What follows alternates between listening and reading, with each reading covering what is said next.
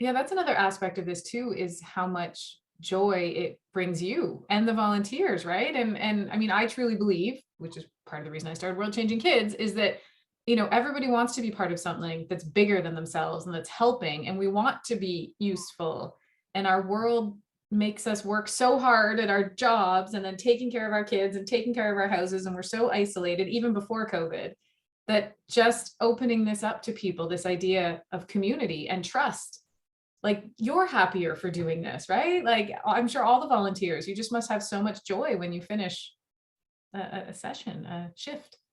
Absolutely, absolutely, and that shift might just be 1 hour, like, my where I need to pick up is where I'm planning on grocery shopping anyway, or it's on my way home from work, and I just pick it up, drop it off, or put it on my Buy Nothing group and set it on the porch for people to pick up, so it can be pretty simple, and as a volunteer, I get to distribute it to the cause of my liking, and so that's also an interesting way it gets distributed because we all have different organizations throughout the city that we, have a little soft spot for, and we can help them out. Oh, that's amazing.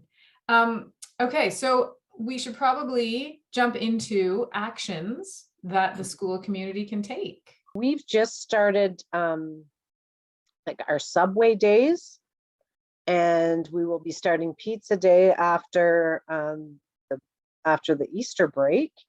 And that this just came up. Like, what about something like, so Sub Day is on a Wednesday, and there are leftover Subway subs. And usually we say, if the parents want to pick them up if their child is absent, especially with frequent absenteeism with COVID and things that have been going on, we always offer that option that they can come and pick it up that day or even the next day. We've kind of had to put a cutoff time, and we were wondering, like, so what do we do if we still have these extra subs? Is that something that, is there a place or that we could call about getting making sure they're not disposed of? Maybe looking around your community and seeing at the end of the day, is there a teacher who is willing to drop off to a place that's on their way home?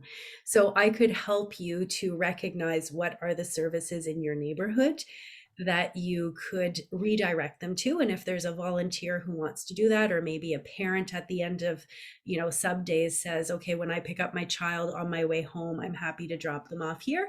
Or you could contact us and we could send a volunteer. So our goal is just that the food doesn't get wasted. So we've put together a mapping system of all the different places welcoming food, on what day of the week they welcome. Did they welcome food that's pre-made or just pantry items? So we've got all that figured out already. And so we've done the homework. You can just contact me and I'll let you know who's nearby. So then maybe looking at what students individually are doing. And I know that that's a really big challenge for parents, packing lunches. And is my child going to eat what's in that lunch is a very, very frequent concern of other parents.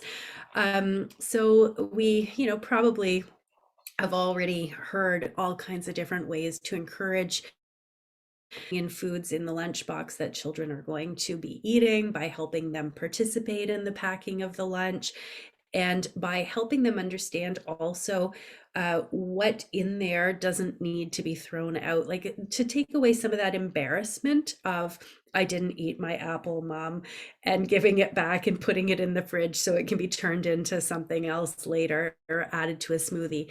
Whereas if there's a lot of feelings around, what, you didn't eat your apple, sometimes children would just prefer to throw it out and not have to have that conversation.